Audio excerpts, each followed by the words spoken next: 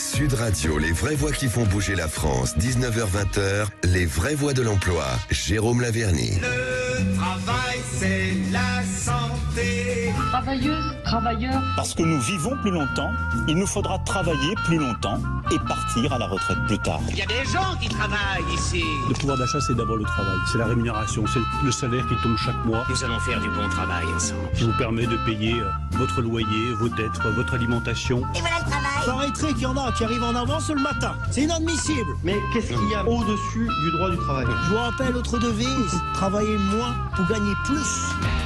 Bienvenue dans les vraies voix de l'emploi. On est ravis de vous retrouver comme tous les mardis avec Jérôme Laverny. Ça va Jérôme Laverny? Ça va? Bonsoir à tous les deux. Vous faites la tête? Oui, je boude. Ah, vous je boudez boude pendant 2 minutes. Ah, J'ai pris cet engagement-là. Allez-y, boudez, mais vous boudez avec une revendication, vous boudez Mais sans oui, revendication. bien sûr, contre les mauvaises grâces, bien sûr, de Rémi André, qui ne peut pas s'empêcher de faire l'économie d'un éphéméride trop flatteur pour les vraies voix de l'emploi. C'est vraiment incroyable. Et alors, bien sûr, ce monsieur annonce la fête du travail le 1er mai et fait l'économie de la fête de l'emploi en zone rurale le 2 mai. C'est une honte. C'est ça, c'est assez scandaleux. Et chaque semaine, vous savez, si vous êtes en situation de recherche d'emploi, nous vous ouvrons forcément notre antenne de façon à vous faire connaître, vous donner la possibilité de rencontrer des entreprises en direct. Et ce soir, Jafar est avec nous avec de multiples casquettes, dont celle de plombier chauffagiste entre autres. Et en tout cas, il veut ouvrir des horizons et on va l'aider à cela durant toute cette émission. On vous souhaite la bienvenue.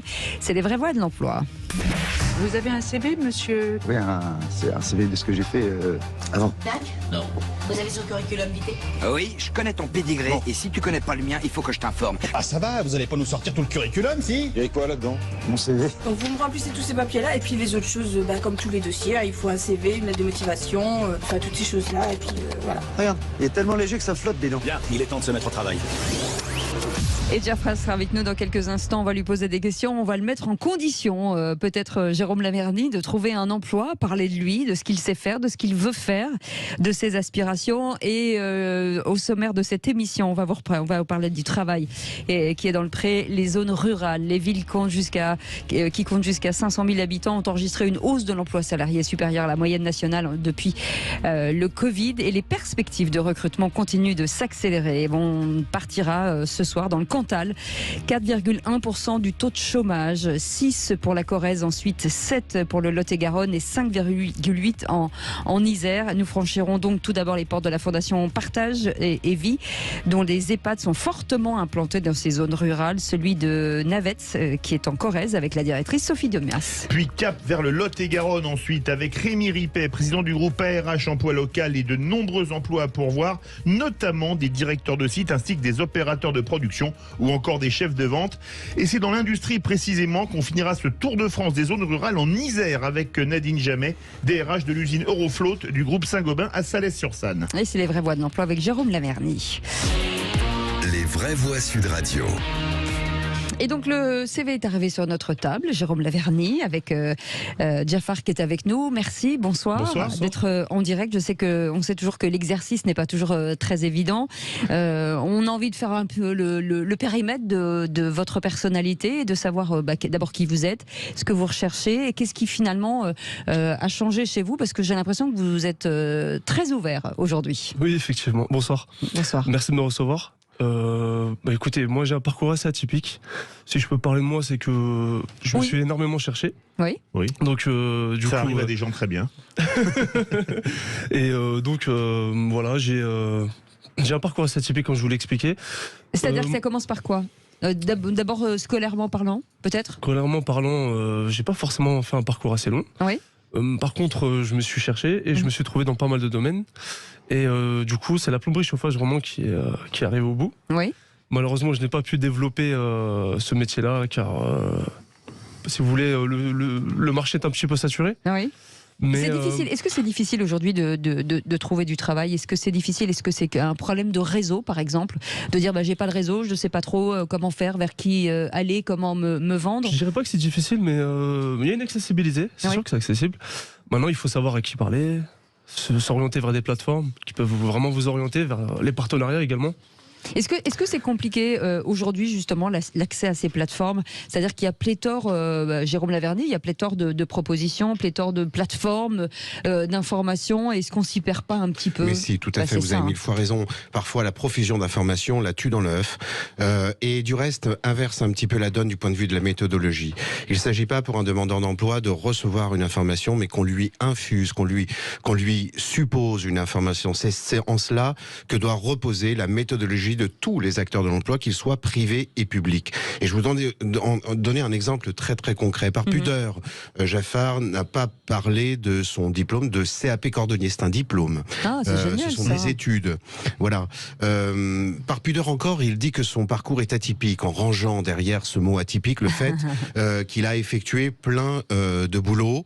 Et là encore une fois, par pudeur, là où en réalité son parcours n'est pas du tout atypique, mais d'une banalité la plus commune. Aujourd'hui, le vrai parcours atypique serait celui d'une personne qui viendrait sur ce plateau et nous dirait qu'il a travaillé pendant 35 ans dans la même entreprise. Oui. Et puis n'oublions pas en écho les demandes d'un certain nombre d'entreprises que nous avons nous-mêmes reçues ici et qui demandaient de façon unanime, universelle, un diplôme commun, celui de la motivation et du savoir-être. Et si Jaffar, avec son CAP cordonnier, son CAP plombier, certes qu'il n'a pas pu effectuer, non pas parce que les demandes n'existent pas sur le marché, c'est que voilà des petits soucis, notamment de santé. Jaffar, je me permets cette petite parenthèse parce que vous l'avez occulté par pudeur. Vous avez mis ça sur le compte du marché, mais ça, attention, parce que ça, un employeur qui entend ça peut vous en porter préjudice. Et c'est pas la réalité en fait. Donc oui, peut-être qu'il y a là un très très bon candidat. Alors pourquoi insuffler des idées?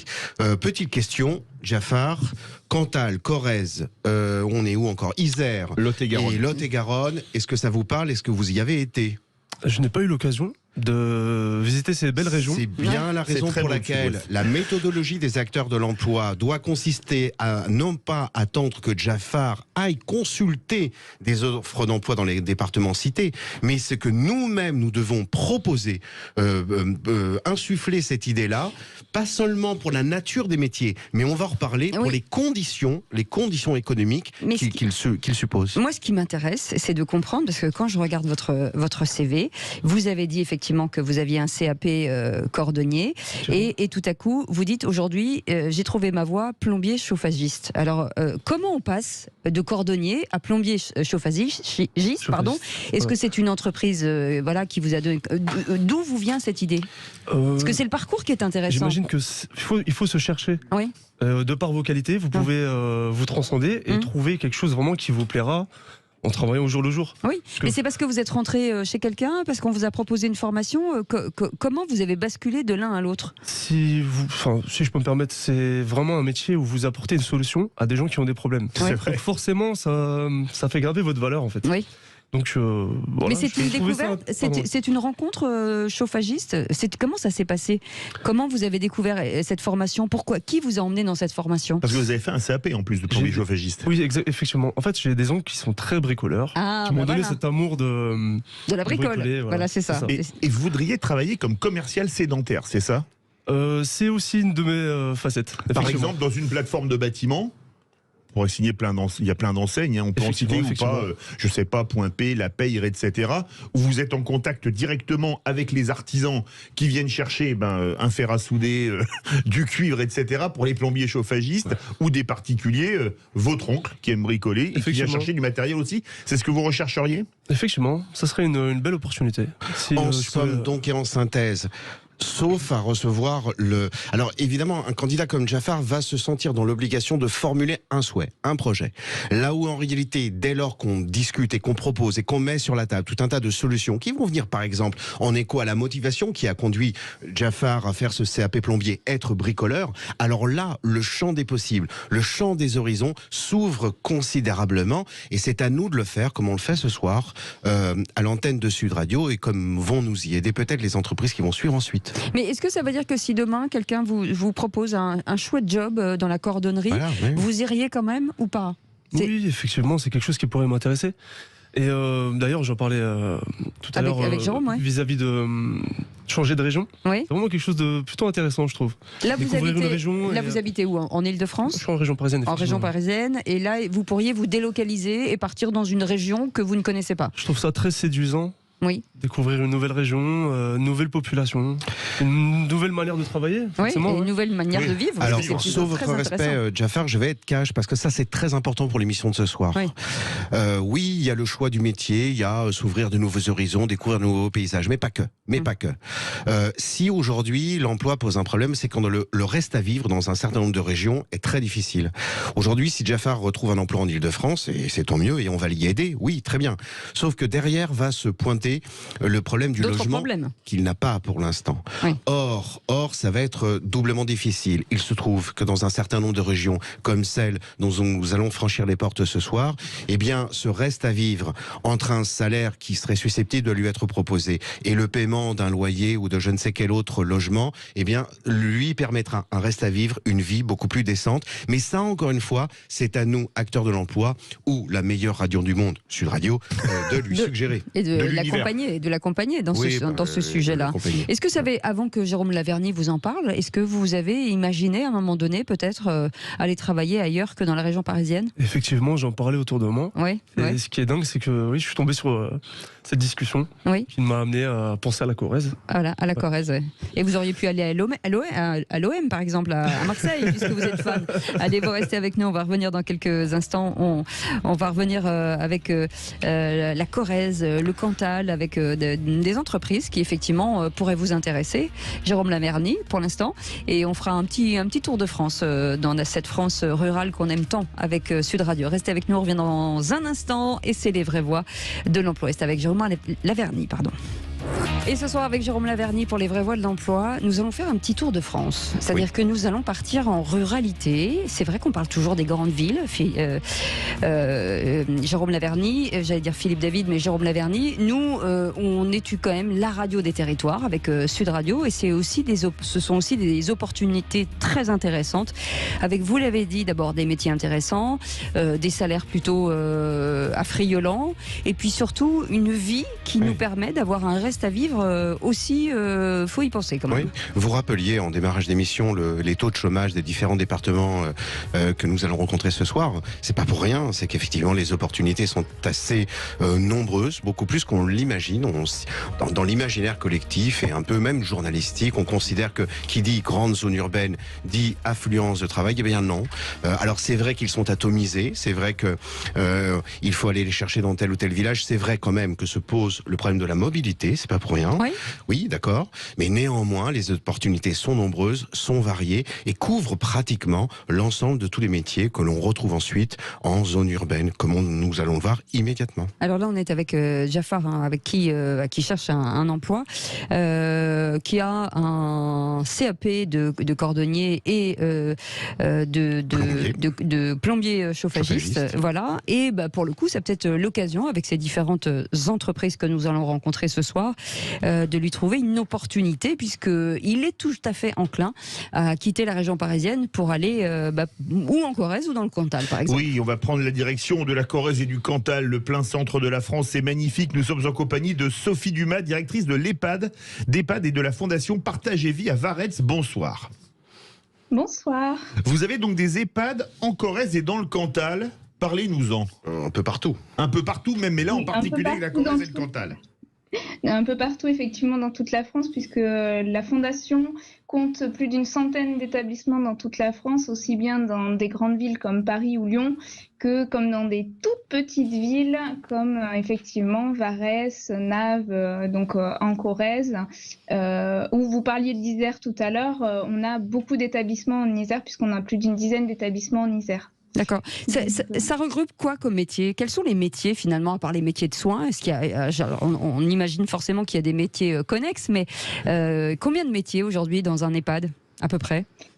Alors, si on enlève effectivement donc tout ce qui est infirmier, tout ce qui est aide-soignant, aide médico-psychologique, etc., on a en fait tout ce qui est les ouvriers d'entretien. Donc là, je pense effectivement à monsieur qui cherche du travail. Effectivement, les ouvriers d'entretien, on cherche une vraie polyvalence dans ces métiers-là.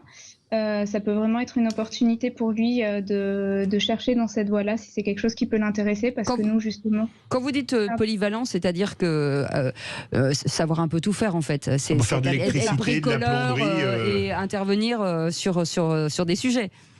Oui, c'est savoir aussi bien déboucher des toilettes que réparer une porte, que réparer un interrupteur, changer une ampoule. Ça va être effectivement suivre toutes les entreprises de maintenance qu'on va avoir, aussi bien par exemple le chauffage, les entreprises de climatisation, etc. Donc c'est vraiment des métiers, quand je dis polyvalent, c'est que en fait chaque jour est différent. Quand on arrive le matin, au final, on a certes un tableau de bord bien défini, mais au final, on fait aussi plein d'autres choses à côté. Et je pense que c'est vraiment un métier qui est très intéressant. Et qui n'est pas redondant, c'est ce que vous voulez dire. Non, pas du tout. Est-ce que ce sont des métiers, en tout cas des profils, sur un seul établissement ou sur plusieurs établissements ? Alors, chaque établissement a un ouvrier d'entretien. Après, chaque établissement a son propre profil, en fait. C'est ça qui est assez spécifique au sein de la Fondation. C'est-à-dire qu'en fait, il n'y a pas un profil type. On ne recherche pas telle personne. En fait, chaque directeur aussi recherche un petit peu sa perle rare. Et c'est vrai que les ouvriers d'entretien, c'est vraiment des couteaux suisses. Oui. Et il faut vraiment qu'ils touchent à tout. Il faut toujours en avoir un à ses côtés pour vous assurer que c'est vachement bien. Jérôme, alors, pourquoi c'est très important cette communication? Parce que un plombier, un électricien, un peintre, un maçon ne va pas même du tout penser à ces postes d'agent de entretien, d'agent technique, d'agent de maintenance. La dénomination est assez variable, à la fois dans un EHPAD, mais ça peut être dans un hôtel, ça peut être dans un établissement, dans un centre de vacances. Mais oui, voilà. Et ce n'est pas le réflexe premier de quelqu'un qui va avoir fait une formation dans le bâtiment d'y penser. Or, il se trouve que les opportunités sont nombreuses, notamment dans un village. Alors, je crois, Madame Dumas, peut-être que je me trompe, Varetz, c'est à peu près quoi, 2000 habitants, c'est ça ? Oui, c'est ça. Alors là, il y a quelque chose d'autre à saluer quand même. On a beaucoup parlé de décentralisation, de répartition de l'activité par le biais notamment de l'État. Or, il se trouve que un acteur comme la Fondation Partage et Vie trouve le moyen, en termes de gestion, d'avoir un établissement dans un village de 2000 habitants. C'est génial.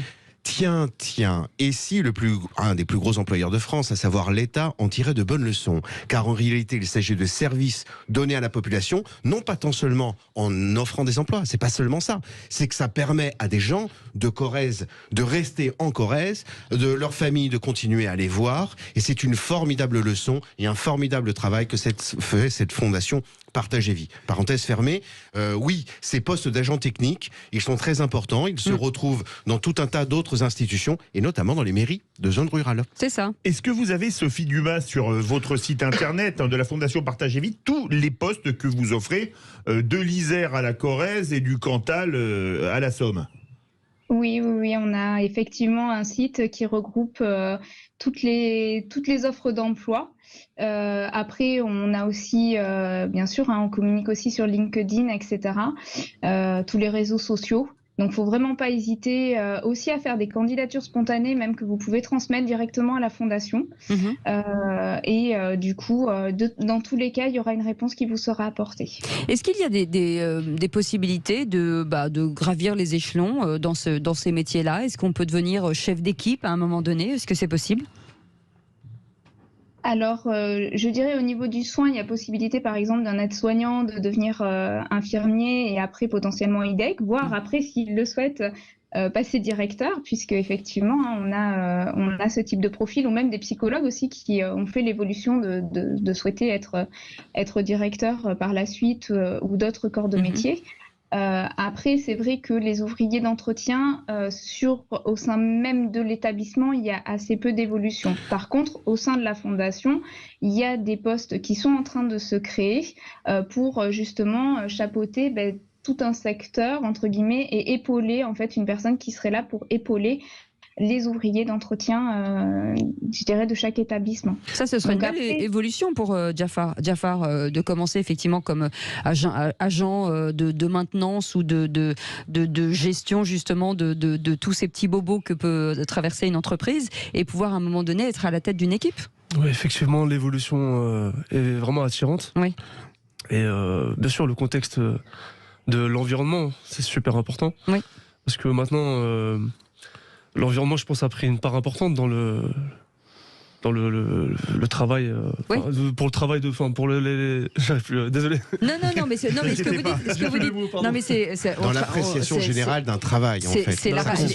Exactement, merci. C'est un exercice compliqué, la radio, on le sait, mais vous inquiétez pas, c'est très bien, on comprend. Ce qui est important, c'est effectivement de travailler dans une ambiance, un environnement plutôt sympa, et de pouvoir à un moment donné accéder à des postes un peu plus importants. Est-ce qu'on peut aussi, par exemple, Sophie Dumas, évoluer d'un EHPAD à un autre? C'est-à-dire de se dire, bah voilà, j'ai fait cette commune, c'était super, j'imagine qu'ils sont pas très très loin les uns des autres, et de dire, bah je vais maintenant pouvoir aller voir ailleurs, peut-être dans un EHPAD un peu plus gros, qui demande un peu plus de travail. Oui, il y a possibilité de mutation, bien évidemment, dans l'ensemble de la France. Donc, il y a des opportunités qui sont ouvertes quotidiennement. Après, ça peut être aussi aller sur le bord de la mer, puisqu'on a aussi des établissements, par exemple, à Saint-Georges-de-Didonne. Et du coup, voilà. Donc, c'est vrai que c'est l'avantage de la fondation, c'est vraiment que on est répartis dans toute la France et même dans les îles, dans les dom-toms. Donc, quelqu'un qui souhaite vraiment voyager, qui souhaite avoir des opportunités, il y a la possibilité. Etc. C'est sympa. Jafar, c'est bien ça. Et puis, même en tant que directrice, pour preuve, j'ai été mutée. À la base, j'étais en Isère. Et étant originaire de Corrèze, j'ai eu la possibilité de muter du coup sur l'établissement de Varès. Donc comme quoi, voilà, c'est vraiment à tous les niveaux. On peut le faire aussi bien au niveau des aides-soignants, au niveau même des agents de services logistiques. Enfin voilà. Eh bien, merci beaucoup. Merci beaucoup Sophie Dumas d'avoir été avec nous, directrice de l'EHPAD de la Fondation Partage et Vie à Varès. Et il y en a dans la Corrèze et dans le Cantal. Vous restez avec nous. On revient dans quelques instants avec la suite des propositions qu'on peut faire à Jafar, bien entendu, sur son avenir professionnel. À tout de suite.